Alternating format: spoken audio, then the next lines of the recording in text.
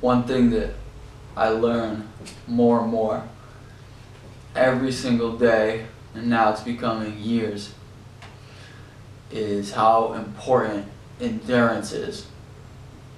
And you used to hearing like physical endurance, running, you can compare it to that, but mental endurance and emotional endurance in this commitment to building a business. It's the number one, probably biggest battle, because, you know, honestly, motivation comes and goes. Motivation is an emotion. You're not always motivated.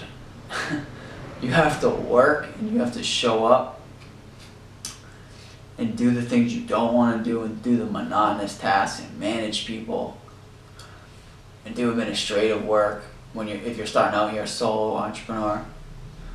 The things you don't want to do, and the hard things that come up, the problems and the obstacles, right? Everybody talks about the problems and the obstacles, but how these problems and obstacles actually wear on you, you know?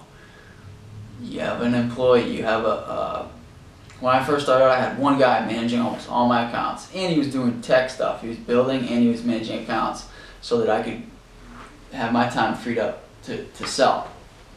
It worked out well for the first year and a half, and then one day he quit. So half of the business, I now either had to hire someone new and train them to run the entire book in a month, or I had to do it. So that sucked. You know, employees quit, salespeople turn over, clients are gonna fire you from, you know, here and there. You just have bad days and weeks, and like enduring through that, you know, having the strength of mind on those mornings, right? It's always the mornings. You're like, this.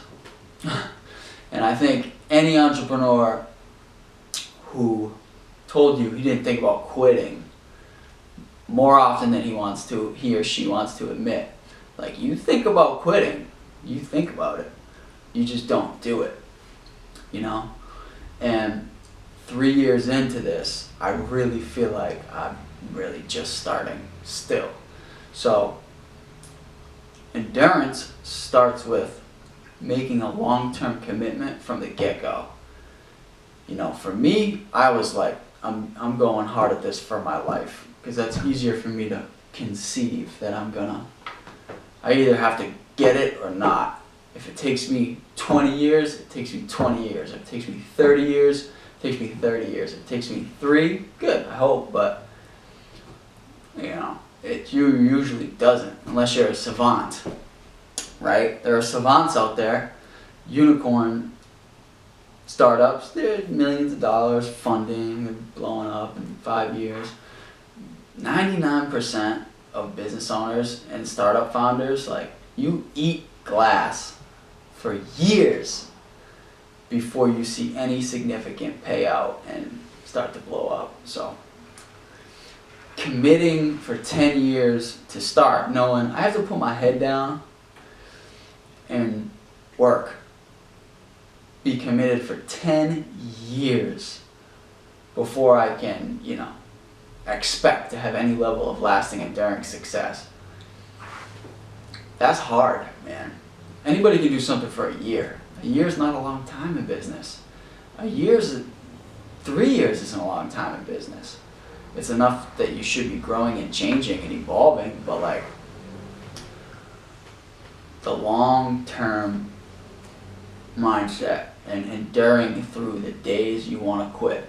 You're gonna want to quit. If you don't, you're a real savage. But really, there's just things that happen, you know, when you don't hit your sales numbers, you know, when it comes to the end of the year and you're not where you want to be, you're not where you pictured you want to be. It's hard mentally, you know. You think it'd be easier. It'd be a lot easier to go get a job, you know. It'd be a lot easier to do that rather than having to constantly kill what I eat.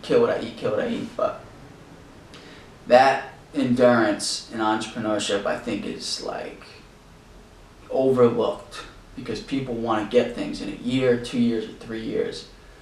Everybody wants to, so do I. But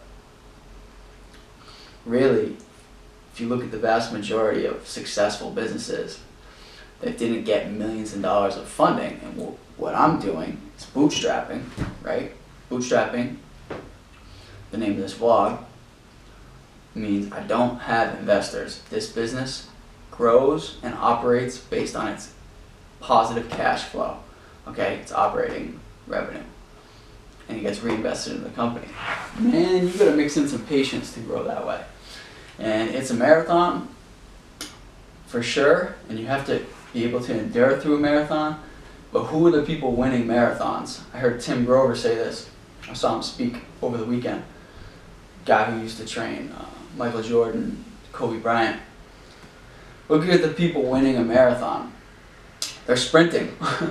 So people say it's not a sprint, it's a marathon. Yeah, but the people winning marathons are sprinting. So you have to go fast and be uncomfortable constantly to grow your sales, to spend money to hire people. But at the same time, as things go wrong, and they're going to constantly go wrong, and you fall short on a project, or like I said, somebody quits,